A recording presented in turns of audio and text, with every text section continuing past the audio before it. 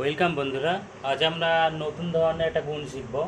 দেখো, ধরো তোমার কাছে 2 ডিজিটের নাম্বার আছে 32 এবং 2 ডিজিটেরই নাম্বার আছে 99। তাহলে নাম্বারটা গুণটা তোমরা এক নিমেষে কীভাবে করবে? 32, এখান থেকে এক নাম্বার কমিয়ে নাও, অর্থাৎ 31। এবার কি করবে? 3-এর সাথে কত অ্যাড করলে 9 হয়? 3-এর সাথে 6 অ্যাড করলে 9 হয়। 1-এর সাথে কত অ্যাড করলে 9 হয়? 1-এর সাথে 8 অ্যাড করলে 9 হয়। হয়ে গেল তোমার গুণ। ফের একবার বলি, আমি অন্য একটা এক্সাম্পল দিই। তোমার কাছে রয়েছে 46 সঙ্গে 99, গুণ করবে কি করে আমরা? 46টাকে এক কমিয়ে নাও, 45। এবার করবে কি? 4-এর সাথে কত অ্যাড করলে 9 হয়? 4 5-এ 9 হয়।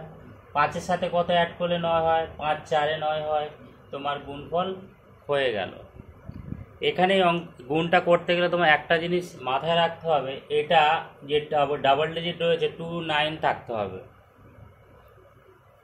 যদি 29 এরকম আরও হয়ে থাকে, 3 ডিজিটের কোনো নাম্বার আছে 461, আর এখানেও 3 ডিজিট আছে 399,